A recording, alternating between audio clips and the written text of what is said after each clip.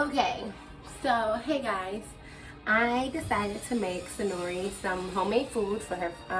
I won't even say for the first time, period. I don't want her to have any like jar food or shelf food. I'm gonna make everything homemade. So to start off, we're making green peas. I chose green peas because after having conversations with my mom and like other parents and stuff like that, they basically was saying that, majority of my mom, but basically saying that you should always, when your baby start on food, you should always start them with veggies, because if you start with like the fruits or sweet potatoes, it's sweet.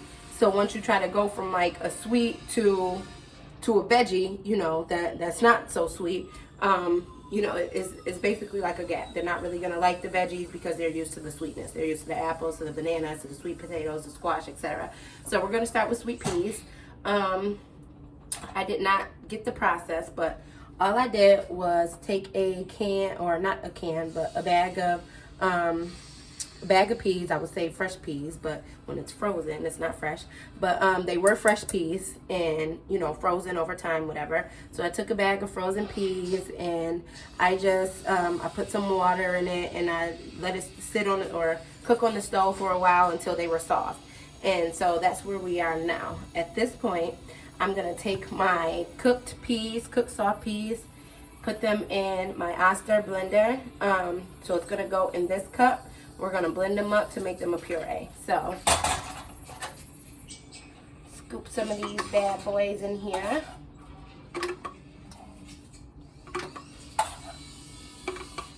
Might as well do the whole thing.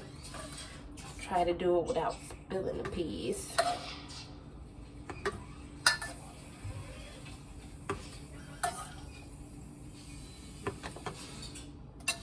And I know for moms who are a bit like scared in reference to like boiling the peas, whatever, and using like sink water, faucet water.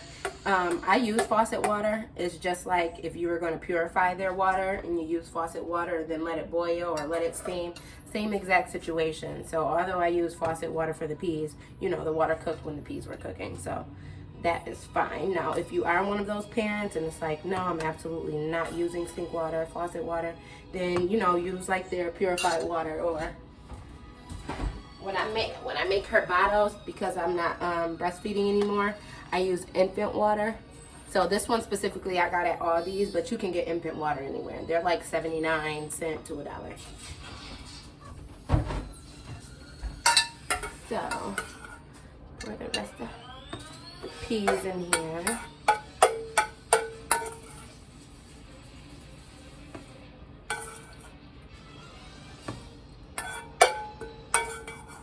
We are almost done.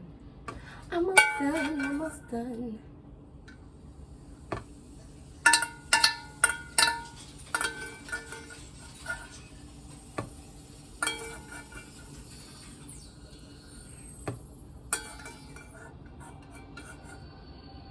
Alright, so last little pea or two. Okay, so I have all the peas inside the cup. What I'm going to do now is add some water, and I'm going to use her purified water that I use for the bottles, and that'll give enough water to make that pea puree. So I'm not measuring it out to a certain point, but just putting enough where you think it'll be able to mix good. Like if you were making a smoothie or something. So I just went to the fill line that's there. I'm sure that's more than enough. So I'm gonna scoop on. I'm not sure if you guys ever heard of an Oster, but my fiance uses this to make his smoothies. It's really cool. So I'm gonna pop it on. I'm gonna try to turn the camera so you guys can see. Just do it like this. And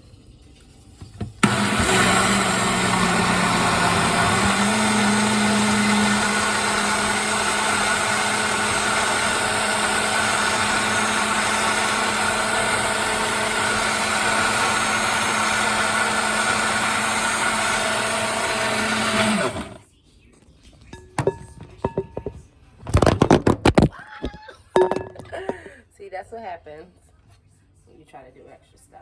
So,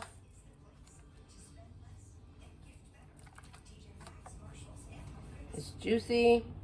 I'm gonna mix it one more time now that I have shaken it up. So, wow, I'm just messing all up.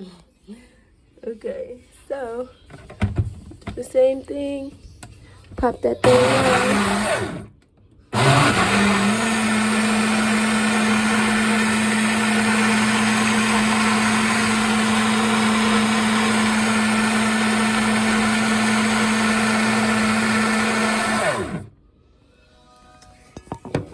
That's good. So, take it off. Here we have a completely pureed bag of frozen green peas that we baked, or not baked, but cooked on the stove top. Added some purified water. And now, I will show you the finished product. Don't come in and try to be in my videos. We're making peas for Sanori. Oh, that's smell. So, finished product. Now, I learned this cool trick from a lady on YouTube. I don't know her name. I should have that. However, she expressed in her videos when making homemade baby food using an ice tray, because each individual ice cube area is about 1 ounce. So what I'm gonna do is pour this into the ice cube tray, and I'm gonna freeze that. That's gonna preserve her sweet peas until I need them. The rest, you know, is gonna go in the fridge, or I'll probably end up getting another ice tray. But yeah, so in order to preserve the food, you freeze it, unless you're gonna use it right then and there. So if you decide that you're gonna use it right then and there, or within the next couple days, you know, it can go in the fridge. If I'm not mistaken, baby food can stay in the fridge for about 3 to 5 days. Don't quote me on that, but you know, think about it as if it was your food. Make sure it's, you know, obviously closed tightly. But we're gonna go ahead and get her peas in here. Mommy did not even taste her peas, so there's a little bit on the side.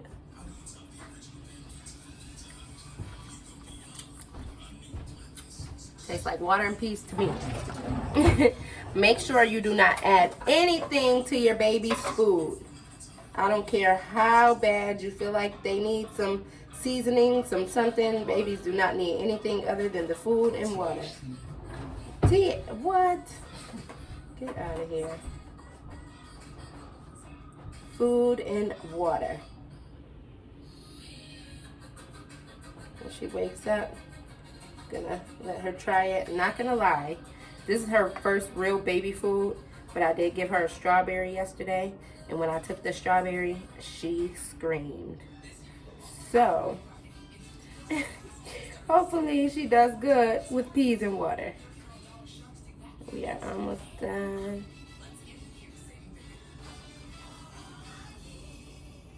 So this is 24. Is it 10 on each side or 12? Let me double check first.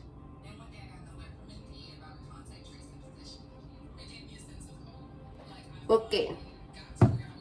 So it's 2, 4, 6, 8. Oh, it's 8. 16 ounces. So 16 different eating times. And then I would say there's maybe about 4 more ounces in here. That looks about 4 ounces. 3, 4 more ounces in here. Yeah, I would say 4. So I would say that's about 4 different feeding times. So with that being said, you got about 2 days worth of food in here, because I'm going to start her at eating 2 times a day. And I'm going to do it not when she first wakes up morning, but the second feeding after that. So Sanori usually gets up around 8. So she feeds again.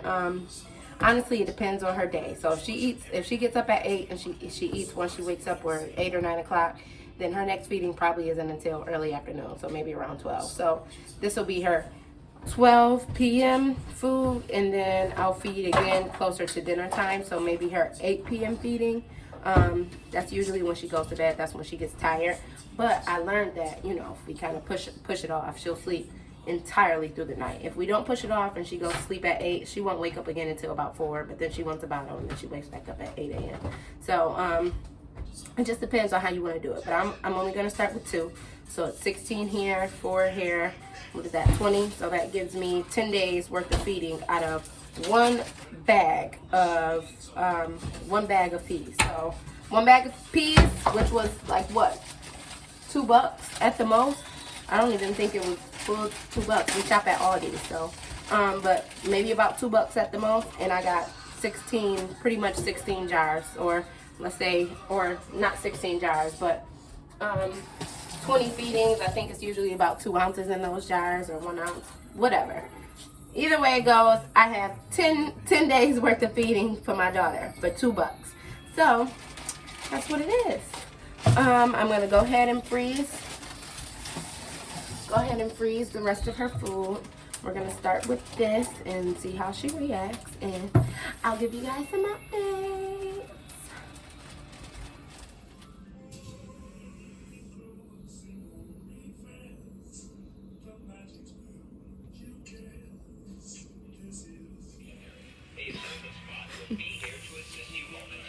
Move your hands.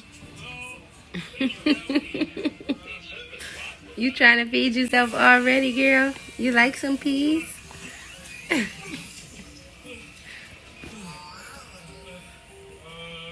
I like some peas.